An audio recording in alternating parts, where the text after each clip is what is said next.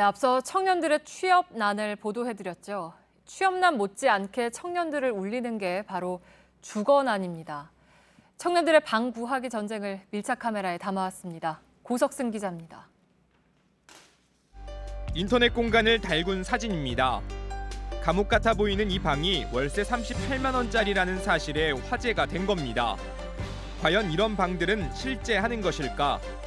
청년들이 많이 모여 살고 있는 서울 노량진의 일명 고시촌입니다. 온라인상에서 논란이 됐던 이 방들이 실제로 얼마나 많은 건지 이 일대 부동산 중개업소를 직접 방문해서 한번 알아보겠습니다.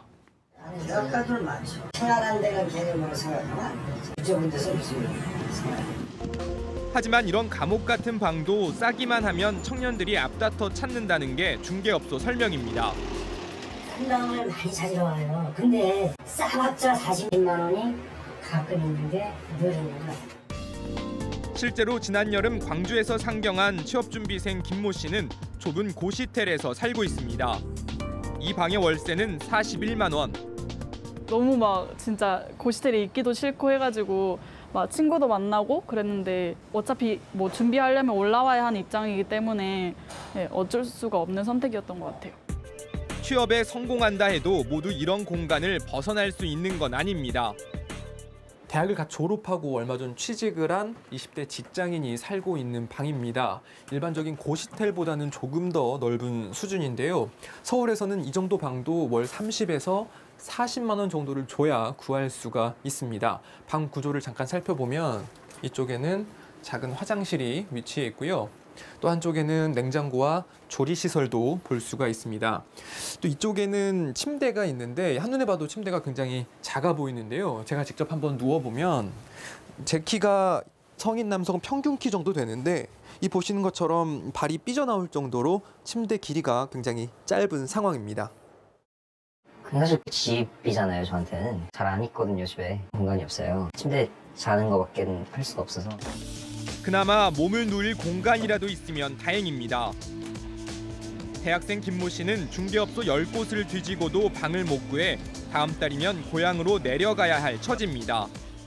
지금 500에 40 이하로는 찾기가 힘들어요. 저는 35 정도 생각하고 있는데 5만 원이라면 사실 굉장히 큰 값이고요. 거의 2주 정도 씻기거든요. 문제는 이런 집 없는 청년들을 울리는 사기 사건도 심심찮게 벌어진다는 겁니다. 최근 경기도 수원 한 대학가에선 무자격 중개업자가 전월세 보증금 20억여 원을 들고 도망치는 사건이 발생했습니다. 사기 사건이 일어난 해당 부동산 중개업소입니다. 보시는 것처럼 문은 굳게 잠겨 있고요. 안에는 각종 집기와 서류가 어지럽게 널브러져 있습니다. 사실은 사회적 약자계층이죠. 대학생도 있고 이제 갓 그 어떤 사회생활 경험하는 사회초년생들, 그 부분이 많이 안타깝습니다. 정부와 지방자치단체가 청년 주거 대책을 내놓고는 있지만 역부족입니다. 박모 씨는 LH 대학생 임대주택 제도를 통해 방을 구했습니다. LH가 전세 보증금은 대주고 입주자는 이자만 내면 되는 제도입니다. 하지만 대기자가 많은 데다 구할 수 있는 방도 살기에 적당하지 않습니다.